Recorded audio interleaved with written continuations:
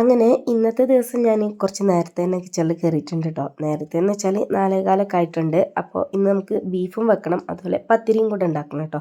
പത്തിരി ഉണ്ടാക്കാൻ കുറച്ചധികം ടൈം എടുക്കുമല്ലോ. അങ്ങനത്തെ ദിവസങ്ങളിലൊക്കെ ഞാൻ നേരത്തെ കിച്ചണിൽ കയറാറുണ്ട്.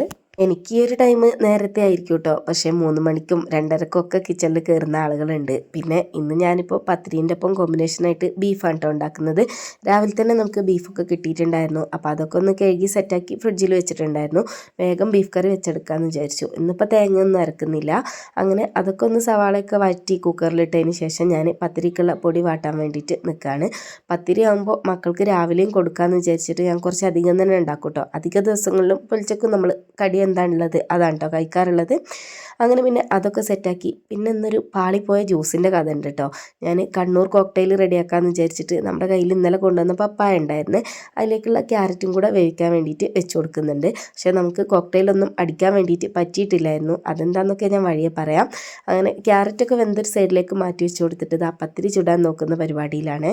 ഞാൻ മുമ്പ് പറഞ്ഞതുപോലെ വലിയ പത്തിരിക്കല്ലുള്ളത് കൊണ്ട് നമുക്ക് പെട്ടെന്ന് തന്നെ പരിപാടികളൊക്കെ അങ്ങ് തീർക്കാൻ വേണ്ടി പറ്റുന്നുണ്ട്. കണ്ണൂർ കോക്ടെയിൽ എന്താ ഉണ്ടാക്കാത്തതെന്ന് വെച്ചാൽ സത്യം പറഞ്ഞാൽ ഞാൻ ഇതുവരെ ഉണ്ടാക്കിയിട്ടില്ല.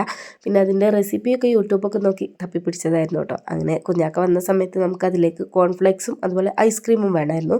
അത് വാങ്ങിക്കാൻ വേണ്ടിയിട്ട് ആൾ പോയതാണ് കേട്ടോ. ആ ഒരു ടൈമിൽ ഫോണിൻ്റെ ഡിസ്പ്ലേ പോയി. പിന്നെ മേപ്പാടി കിട്ടില്ല എന്ന് പറഞ്ഞിട്ട് അങ്ങനെ കൽപ്പറ്റ പോയി.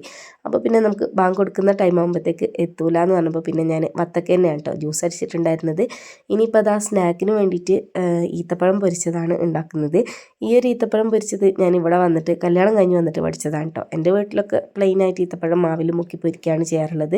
അതിൻ്റെ ഉള്ളിൽ എന്തെങ്കിലുമൊക്കെ നട്ട്സ് വെക്കും. ഇവിടെ ഈത്തപ്പഴവും തേങ്ങയും കൂടെ ജസ്റ്റ് മിക്സിയിലിട്ടിട്ട് നല്ലപോലെ ക്രഷ് ചെയ്തതിന് ശേഷമാണ് കേട്ടോ ഉണ്ടാക്കാറുള്ളത്. എന്നും മധുരമുള്ളതൊന്നും കഴിച്ചിട്ടില്ലെങ്കിലും ഇടയ്ക്കൊക്കെ ഇങ്ങനെ ഉണ്ടാക്കുമ്പോൾ അടിപൊളി ടേസ്റ്റാണ് കേട്ടോ കഴിക്കാൻ വേണ്ടിയിട്ട്.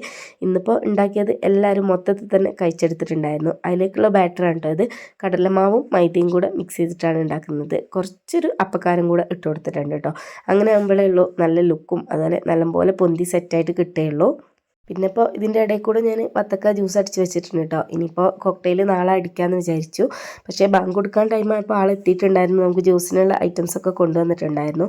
ഇനിയിപ്പോൾ അതാ പൊരിച്ചത്തേക്കുള്ള മീനും കൂടെ ഒന്ന് മസാലയൊക്കെ തേച്ച് ഫ്രിഡ്ജിലേക്ക് മാറ്റി വെച്ച് കൊടുക്കുന്നുണ്ട്.